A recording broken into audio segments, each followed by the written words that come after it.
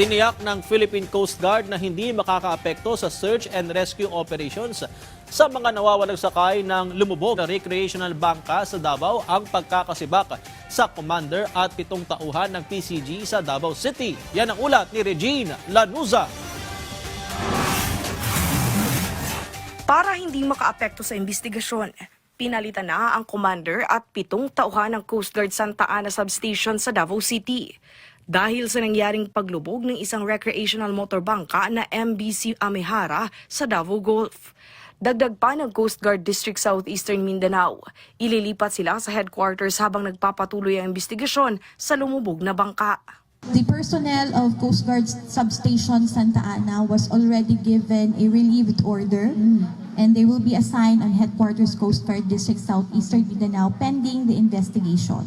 Samantala, kinumpirma naman ng nasabing ahensya na 15 individual pa na sakay ng lumubog na bangka ang patuloy na pinaghahanap at prioridad sa search and rescue operations.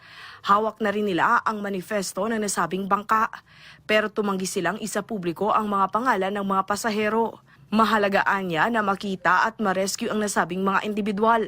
SAROPS means Search and Rescue Optimal Planning System.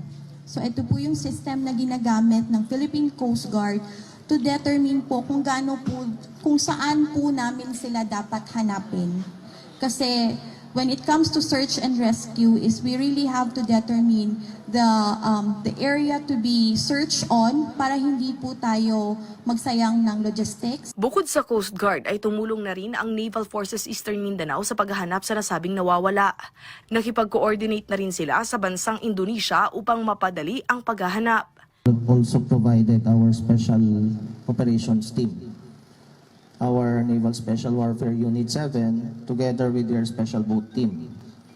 Then, doon na nag-umpisa na mag-conduct ng maritime interagency coordination. Tiwala ang mga otoridad na makikita pa ang mga missing at maihatid ng ligtas sa kanilang mga pamilya. Lalo't nasa 7 araw umano ang survival time ng isang tao na palutang-lutang sa dagat.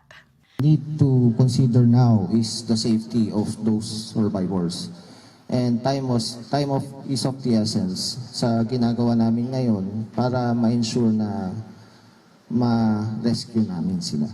Ayon naman sa Department of Social Welfare and Development, 11, patuloy na nagpapagaling sa Camp Panacan Station Hospital ang isa sa mga sakay ng lumubog na bangka na una nang na-rescue ng mga otoridad.